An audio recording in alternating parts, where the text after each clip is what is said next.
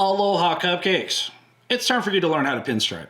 I know a lot of you have asked a lot of questions, and I'm going to do my best to address as many of them as possible. But ultimately, what we're going to do today is I am going to teach you all of the basics that you need to know in order for you to make the decision of if this needs to be part of your life. By that, I mean we're going to demystify some of what appears to be absolutely nothing less than magic. All of the supplies for this are going to be linked in the description, but we're going to start off with alpha blue, alpha red, and some high temp reducer. There's a white panel that's chilling over here, and then we got this little thing so that I can clamp down my palette, which is really just a U-line catalog.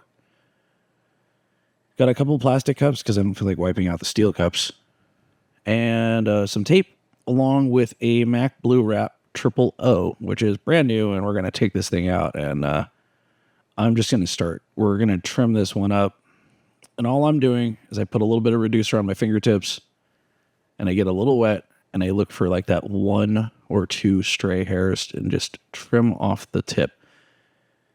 You're not reshaping this brush by any means. You're just getting those couple little stray hairs off. It's all. This isn't that complicated, and it really, once it's done, it's done. It can be done with a pocket knife and eyeball if you really just don't feel like being exact. I'm using scalpel just because I have one, because it looks fancy. Yes, I know it's disposable, but I just think it's fun to use. So there. It's not pretty, but you see, like, the tip shapes up the way it's supposed to eventually, sort of. For palleting out, what I'm going to start off with, so I'm going to get a little bit of blue on the brush. Now, alpha blue right out of the bottle is usually pretty watery, so I don't typically have to reduce it right off the bat. And what we're going to do is we're just going to work it into the palette. All I'm trying to do here is get it to be smooth and consistent, and I want the brush to be flat and very blade-like.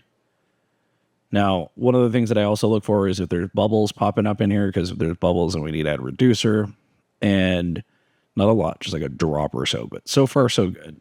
I'm going to try a couple test lines with it. So that's a little dry, even though it's wet. I still need a little bit of reducer just to thin it out just a tiny bit. And I'm going to probably do a couple more of those before I start working with it. But no, that works. That's fine. That's actually doing what it's supposed to. I am going to work it a little bit more just to get a little bit more loaded into the brush, because I like to be able to pull some decent lines with it. And you know, this paper that I'm working with here might actually work for what we need it for, but let's, just for safety here, just smear it out a little bit more. Because I want to make sure that we've got a good consistent line once we go to start. So now I'm going to move the palette out of the way, and we're going to try this. So this is an acrylic sort of palette paper, which, you know, I'm going to do some more work on this one. I'm not 100% sure about this one, but it's pulling pretty well on it. So here we go. So while we're here, let's talk about practicing. Now, practicing is going to be a little bit different. There's going to be a little technique involved in this, and I want you to pay close attention to this. Because what we're going to do is we're going to set up timers. You're going to give yourself 1 whole hour, okay? And in that hour, what you're going to do is you're going to spend 7 minutes working, okay? You're going to set a timer for 7 minutes, and what you're going to do is you're going to stripe. You're going to do straight lines. You're going to do the curves. We're going to go over what you need to be practicing here in a sec. You're going to do 7 minutes of that working time. At the end of that 7 minutes, you stop. I don't care if you're done. I don't care how far you've gotten. The point is, stop at the 7 minutes. Spend 3 minutes cleaning out your brush and looking over what you've just done. That's the second timer, by the way. 3 minutes. Okay? Spend 3 minutes getting your brush prepped and ready for your next set.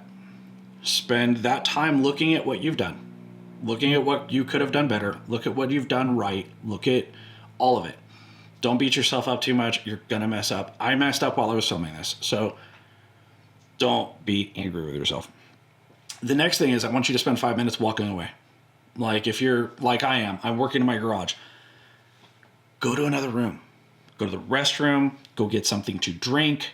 Go stand outside and breathe fresh air, because depending on what paint you're using, you probably need it. Whatever it is you need to do for 5 minutes, go do it. But in the last 30 seconds of that 5 minutes, I want you to work on this breathing exercise. You're going to take in a deep breath, you're going to hold it for 4 seconds, and you're going to exhale slowly. So it's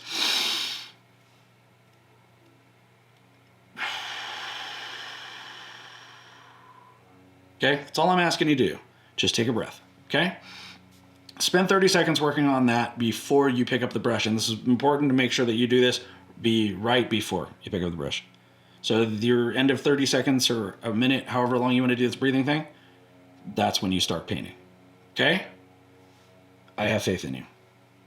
We're going to use this paper, actually. So I just grabbed a pencil and a ruler, and all I'm doing is I'm putting 15 straight lines, and clearly I'm not measuring. You don't have to. You can. You don't have to. And then I'm taking an oval stencil here, and I'm just making 5 lines on each side of that oval. The mission here is to try and do this in 7 minutes. Now, I sped up this video because it took me 12. So, this paper is kind of awesome. Paint flows on it really well for paper.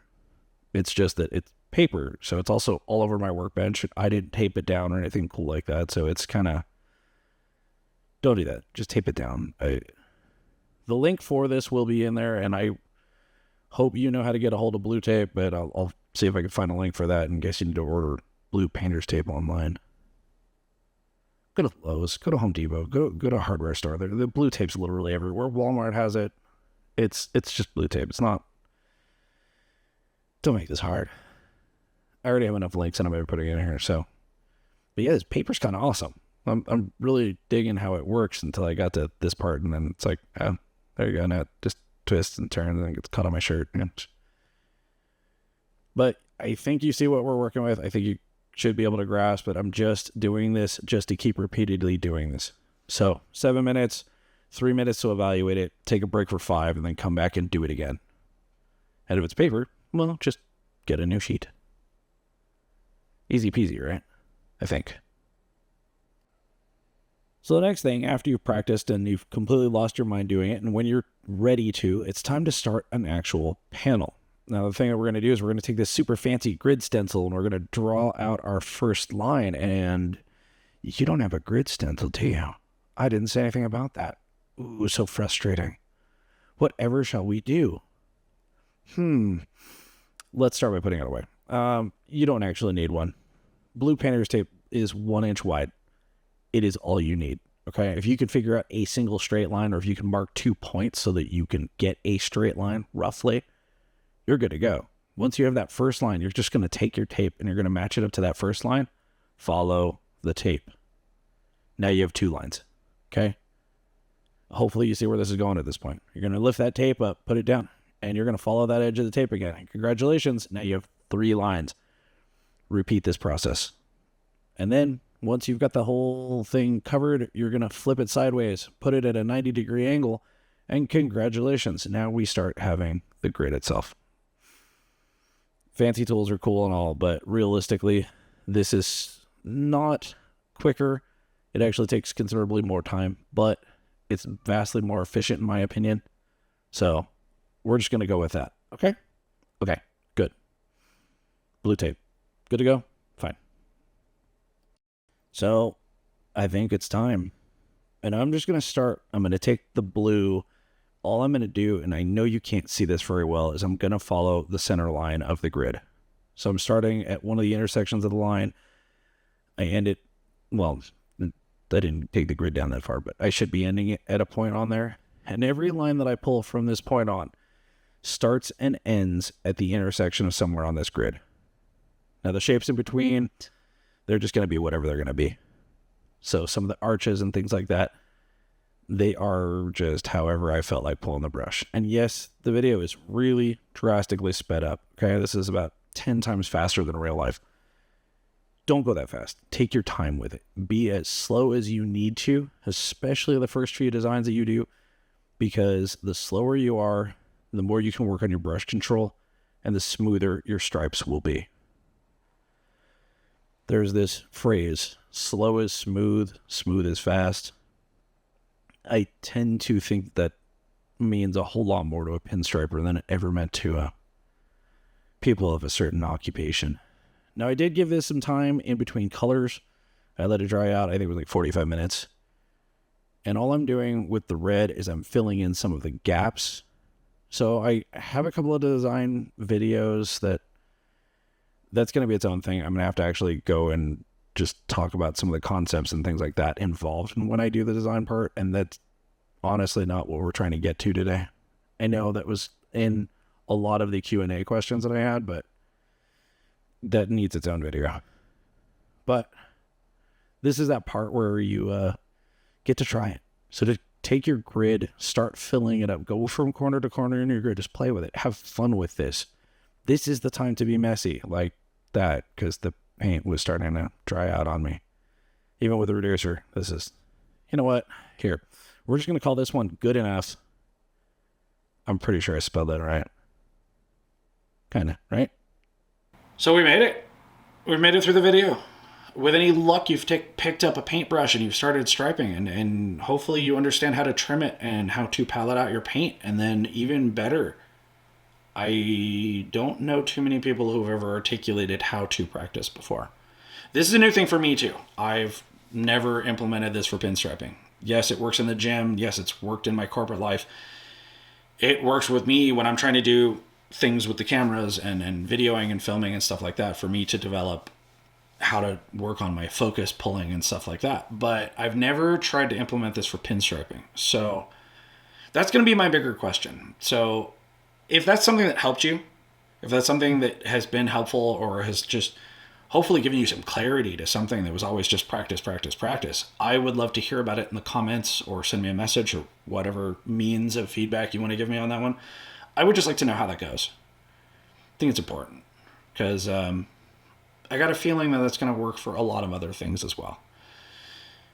So yeah, I hope you do well with this. I want you to go do the thing. And then when you go do the thing, send me photos, send me videos, send it all. I want to see how you are doing with this, because it'd be really awesome to know that someone actually picked up a brush and did something great with it. Yeah, that's what I want you to do. I know you're going to be fine, but I would like to get some feedback. I would love to hear it. I'd love to see what you do. So go do the thing.